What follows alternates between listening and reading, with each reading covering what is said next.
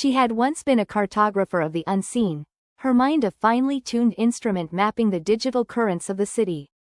Elara, the brilliant analyst, found solace, even a perverse kind of joy, in the intricate dance of algorithms, the predictable chaos of data streams that pulsed through the urban heart.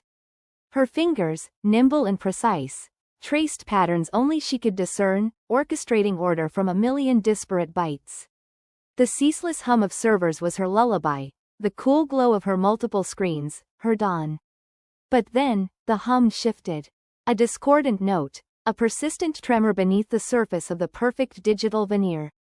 It began subtly, a flicker in the periphery, a ghost in the machine. A forgotten data packet here, a skipped frame in a security feed there, tiny fractures in the seamless flow she had once trusted implicitly.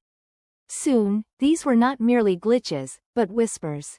The city, she realized with a chilling certainty, wasn't just transmitting data, it was speaking. And it was speaking lies. The constant murmur of traffic outside her panoramic window, once a soothing, distant drone, transformed into a cacophony of broken promises, each passing car a vector of carefully constructed illusion.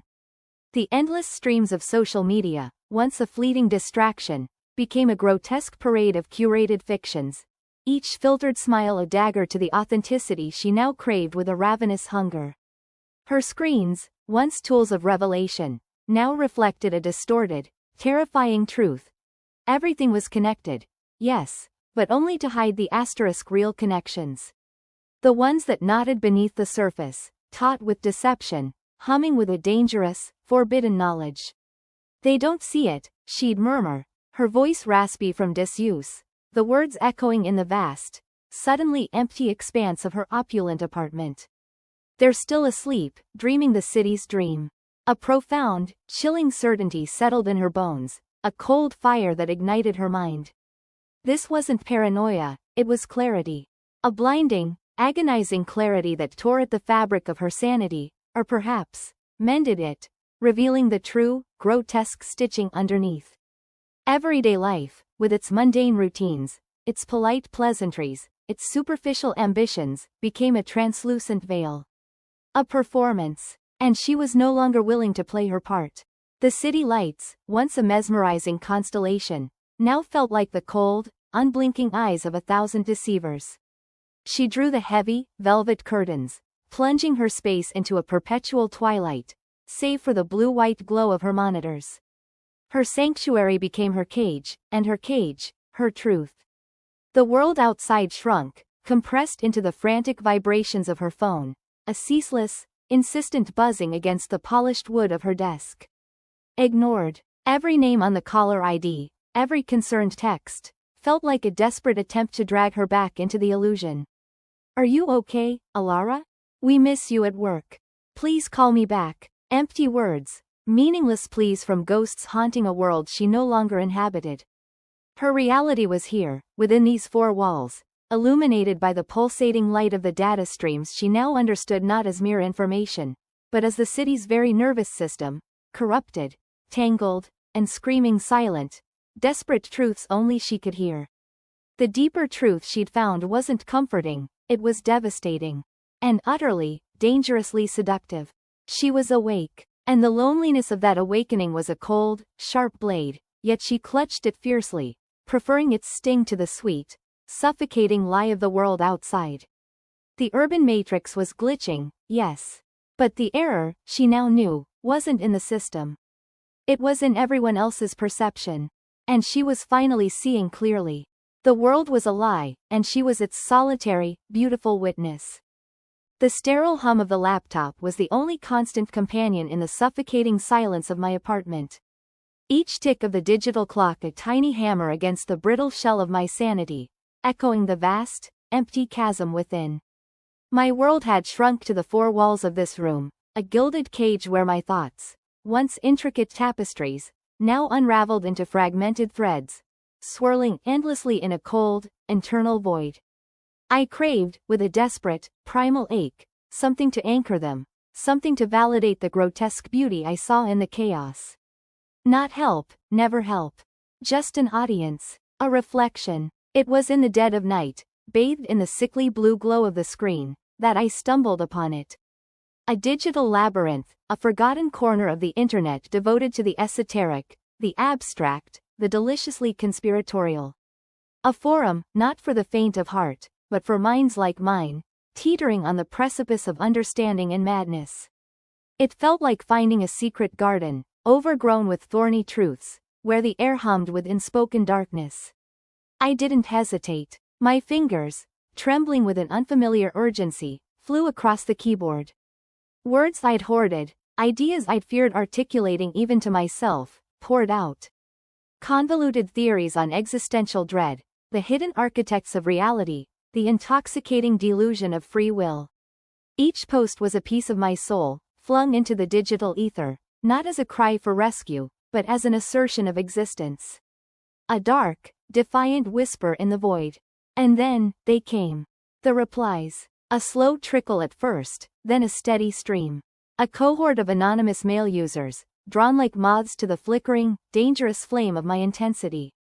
They dissected my paragraphs, debated my premises, their words a heady cocktail of fascination and intellectual hunger. It wasn't the shallow validation I'd sometimes sought in fleeting real-world glances. This was deeper, more intoxicating. They saw the intricate architecture of my despair, the stark logic in my madness. Each notification, each bolded username, sent a prickle of dangerous satisfaction down my spine. I was seen, truly seen, not as a broken woman, but as a mind, a force. Among them, one name began to stand out: Nomad. His avatar, a stark, shadowed silhouette, felt like a premonition. His replies weren't just agreements or elaborations, they were questions. Incisive, probing, yet devoid of aggression. He didn't challenge my conclusions directly, but rather, the very foundations of my thought. What lies beyond the veil of your constructed reality, Elara? He'd ask, his words weaving through my arguments like a skilled predator. Do you ever wonder if the grand conspiracy is merely a mirror reflecting your own internal chaos? His questions didn't feel like an attack, they felt like an intimate invitation, a whisper meant only for me. He saw the intricate patterns in my chaos, tracing them with an almost unnerving precision. It was as if he held a key to a locked room within my own mind, and with each carefully worded query, he turned it just a fraction.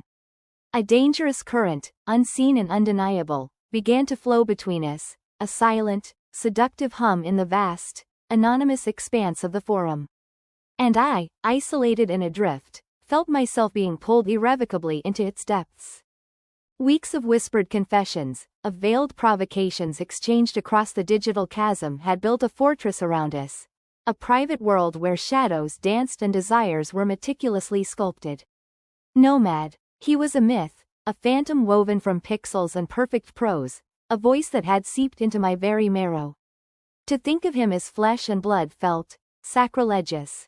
Yet, when his message materialized, a simple, audacious suggestion for coffee, to discuss your latest post, in person, a tremor, both terrifying and exhilarating, ran through me.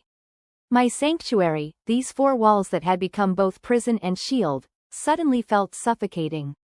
He claimed it was about my words, but I knew, with the primal certainty of a moth to a flame, that it was about us. About what we had become, and what we might yet unravel. The agreement had been a strangled whisper, a surrender. Now, the moment loomed, a monstrous, vibrant beast outside my door. Months. It had been months since the outside world had dared to touch me. The city, a cacophony of horns and hurried footsteps, an assault of artificial light and 1,000 unknown scents, lay waiting. Each breath I took felt thin, inadequate. My hand trembled on the doorknob, the metallic chill a stark contrast to the feverish heat within me. Stepping out was like plunging into a frigid ocean, every nerve ending screaming in protest. The sheer volume of it all, the roar of distant traffic, the incessant chatter of invisible crowds, the blaring advertisements that pulsed with a desperate energy. It pressed in, a physical weight, threatening to crush the fragile shell I'd built around my solitude. The bright, relentless sunlight, filtered through the smog, felt harsh, exposing. I was a creature of twilight, suddenly thrust into an unforgiving noon. My vision swam, overwhelmed by the dizzying blur of faces, the kaleidoscope of colors, the sheer, undeniable existence of so many others. The cafe, a buzzing hive of human activity, was both a beacon and a trap. Its glass facade gleamed, reflecting the frantic energy of the street, yet promised a momentary respite. My pulse hammered against my ribs, a frantic drumbeat demanding escape, even as an undeniable pull urged me forward. Every step was an act of raw courage, a defiant push against the invisible hands that tried to drag me back into the shadows. The scent of roasted coffee, rich and dark, mingled with something sweeter, something indefinable, wrapping around me, momentarily distracting from the clamor. I scanned the faces, a knot tightening in my stomach. Would I even recognize him, stripped of the digital veil? Would the reality shatter the exquisite fantasy? And then I saw him. Seated at a small, corner table, bathed in a sliver of sunlight, was a man.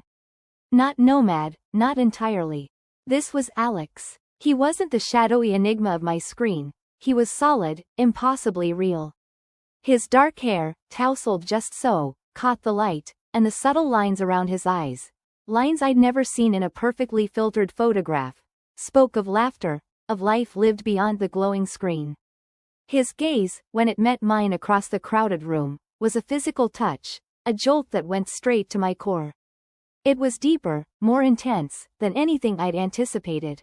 A dangerous spark ignited, melting away some of the icy fear. He rose, a slow, deliberate movement, and a small, knowing smile played on his lips.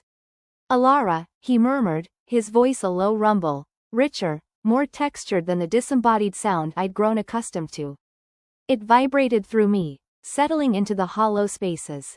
My own voice felt rusty, barely a whisper. "Alex, you came," he said, his eyes never leaving mine, a silent challenge, a silent victory. He gestured to the empty chair opposite him. "I knew you would." And in that instant, something shifted. The relentless urban symphony outside didn't vanish, but its discordant notes began to weave into a complex, intricate melody. The overwhelming sensory assault didn't dissipate, but it coalesced, forming a vibrant tapestry of human connection, of lives interwoven and intersecting. He was real, dangerously, undeniably real, and his reality, his grounding presence, anchored me. This city, this monstrous entity I had feared, suddenly felt less like a threat and more like a vast, pulsing organism, a system of countless threads, each one a story, a yearning, a connection. I was still on edge, the residual tremors of my anxiety a constant hum beneath my skin, but now, a new sensation bloomed. A dangerous curiosity, a reluctant sense of belonging to this sprawling, imperfect, utterly human world. All because one man, a ghost made flesh, had called me out of the dark. He didn't try to fix me. That was the first, most dangerous truth I allowed myself to acknowledge. Others had tried, with their clumsy compassion or their well-meaning advice, each attempt a tiny chisel against a fortress I'd spent a lifetime fortifying. Alex, however, simply existed.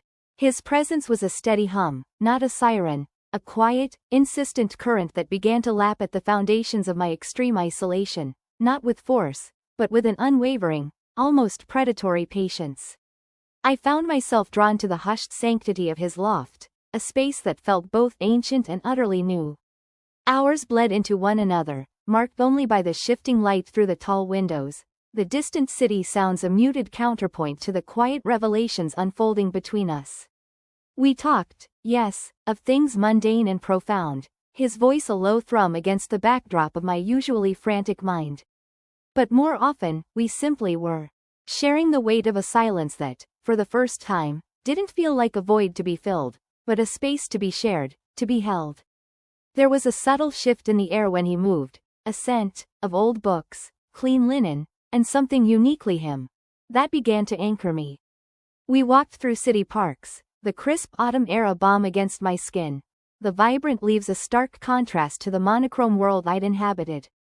He'd simply walk beside me, his shoulder occasionally brushing mine, a contact that was so fleeting, so gentle, yet sent a jolt of unfamiliar warmth through my veins. It was a physical and emotional grounding I hadn't known I craved, a primal tethering to something real, something solid. This deepening connection wasn't spoken, not in grand declarations or passionate pleas. It was in the shared glance that held understanding I hadn't articulated, in the way he'd instinctively know when to offer a hand, when to simply watch. It was a wordless intimacy that began to unravel the tightly wound threads of my self-imposed solitude, piece by agonizing, exhilarating piece.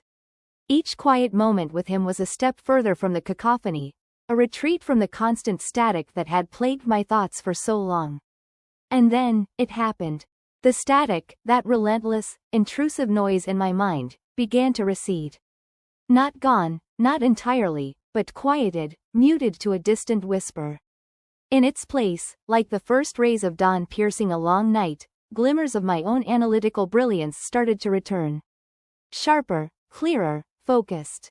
Where before my intellect had been a weapon turned inward, now it felt like a tool, a lens through which to see the world, and more terrifyingly, to see him. To understand the profound, dangerous gift he was offering. Not a cure, but a sanctuary where I could finally, truly, begin to breathe.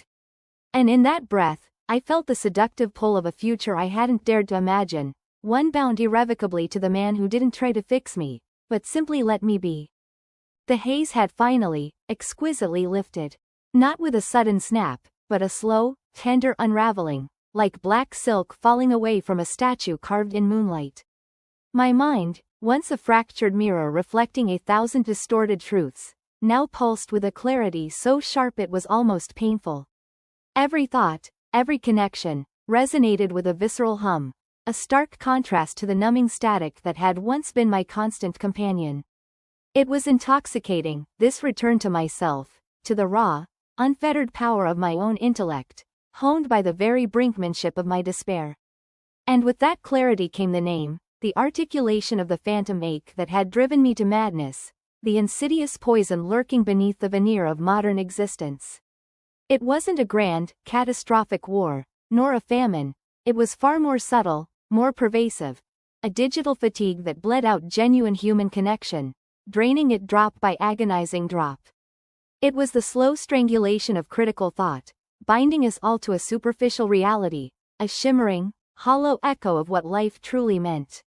I saw it now, in stark, agonizing detail.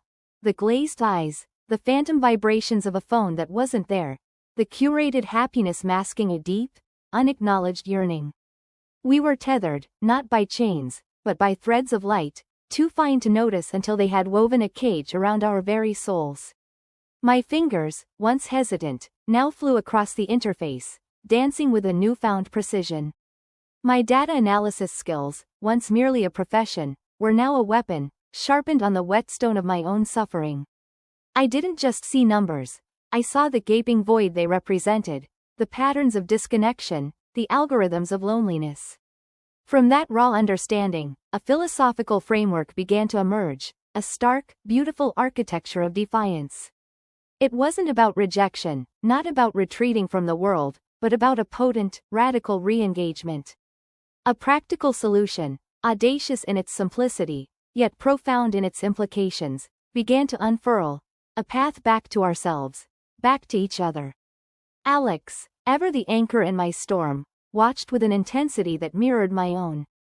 His presence, warm and unwavering, filled the space around me, a silent promise of support. His friends, too, gathered close, their faces etched with a shared understanding, a dawning hope. "It's more than just an idea, Elara," Alex murmured, his voice a low rumble that resonated deep within me. "It's a revelation. You've given words to the unutterable." He reached for my hand, his touch grounding me, reminding me that even in this intellectual fervor, I was not alone. His fingers intertwined with mine, a silent affirmation. "A new way," he breathed, his gaze fixed on my screen, then on me. "A new way to truly live again." And in his eyes, I saw not just belief, but a shared future, built on the ashes of our past. The air crackled, not with the static of a storm brewing, but with the silent hum of a world reborn. My fingers, still trembling faintly, finally lifted from the keyboard, the ghost of 1,000 lines of code clinging to their tips. It was done. The portal, my digital sanctuary, was open. I had unleashed not just an algorithm, but a philosophy, a shimmering network designed not for consumption, but for communion. A space where genuine thought could breathe, where the echoes of ancient discourse could find new voices in the digital ether. A deep, visceral tremor went through me. Years of relentless drive, of sacrificing everything at the altar of this vision, had culminated in this precise, terrifying moment. There was an exultant terror, a profound sense of emptiness now that the chase was over, replaced by the dizzying precipice of true freedom. My creation, a fragile seed, was now tumbling into the vast, unpredictable currents of human interaction, a testament to what could be built when minds sought to connect, not just consume. And the world answered. The metrics, a blur of green and gold on the holographic displays, told only a fraction of the story. The true triumph was in the whispers, then the murmurs, then the roar that began to rise from every corner of the globe. A movement, organic and untamed, blossomed from the fertile ground I had tilled. Messages of gratitude, of revelation, of finding kindred spirits where only isolation had been. They flooded my senses, a tidal wave of validation that should have filled every void within me. Yet, a different kind of silence began to settle. He stood by the darkened window, the city lights painting stark, fleeting lines across his sharp profile. Alex. Always a shadow, always a catalyst. Our journey, a tempestuous dance of intellect and raw, unbridled passion, had been intrinsically linked to the birth of this world. He had been the fire that forged my resolve, the darkness that highlighted my light, the dangerous whisper that pushed me past every limit. It's beautiful, Elara, he said, his voice a low rumble, devoid of its usual edge. It was a statement, not a question, an acknowledgement of the raw power I had just gifted humanity. I turned to him, the soft glow of the data streams reflecting in my eyes, a silent testament to the purpose that had bound us. We did it, Alex. He didn't move, but I felt the weight of his gaze, a familiar intensity that had once promised both salvation and ruin. It was different now. The tension wasn't of desire or conflict, but of an inevitable quietude. Our purpose, our shared obsession, had culminated. The destructive, creative energy that had sparked between us, a force strong enough to reshape realities, had served its ultimate end. No bitterness, no clinging, only a profound, aching understanding settled in the space between us. Our paths, once so intimately intertwined they felt like one, were now diverging, like twin stars completing their orbit around a shared, burning sun before charting their own courses into the infinite. There was a quiet dignity in it, a recognition that some connections, however intense, however life-altering, exist for a specific, vital season. And our season, as potent and unforgettable as it had been, was drawing to its graceful, inevitable close. The world was free, and so, finally, were we. Months later, the city breathes a different rhythm. It's not just the thrum of traffic or the insistent pulse of human ambition, but an undercurrent, a low, hungry hum that only I can truly discern. The asphalt no longer merely reflects the indifferent sky. It mirrors the intricate, dark patterns etched into my own soul. Each hurried step, each averted gaze, each perfectly curated shop window, they all whisper a secret language I've learned to interpret, a symphony of subtle absurdities that once threatened to unravel me, but now, only sharpen my sight. They say madness is a spectrum. Perhaps, then, I've simply found my most exquisite hue. That, bit crazy, edge, once a vulnerable exposed nerve, has calcified into a diamond-hard strength, a lens through which the world reveals its true, beautiful grotesquerie. I walk these bustling streets, not lost in them, but utterly entwined. The scent of rain-soaked concrete mingles with the faint, metallic tang of an old memory, a dangerous clarity that makes every moment vibrate with meaning. I see the invisible threads connecting every passerby, the desperate longing beneath a polite smile, the quiet rage simmering behind corporate composure. It's an intoxicating freedom, this new vision. My phone, once a digital tether to a reality I struggled to comprehend, now lies cool and inert in my palm. A tool I command, not a master I serve. Its incessant pings and bright distractions hold no sway. I navigate the currents of humanity with an almost preternatural grace, sidestepping the oblivious, anticipating the abrupt turns, a phantom limb guiding me through the urban labyrinth. This isn't just control, it's a reclaiming of self, a quiet, defiant victory over the chaos that once threatened to swallow me whole. Mostly sane, they would say. But what does sanity even mean, when you've journeyed through the beautiful, brutal heart of darkness? My equilibrium isn't conventional, it's forged in fire, tempered by a connection so profound, so utterly consuming, it left an indelible mark on my very bones. The echoes of that journey still resonate, the phantom brush of skin, the whisper of a promise made in shadow, the ghost of a shared gasp. It changed me, irrevocably. The world is sharper, colors more vivid, shadows deeper, because I have seen what lies beneath the surface, felt the true weight of desire and the intoxicating pull of surrender. That profound impact, the seismic shift in my universe, isn't a scar to hide. It's the very foundation of this new, dangerous clarity. I am still Elara, yes, but reborn, a creature of the city, perfectly balanced on the knife edge of knowing.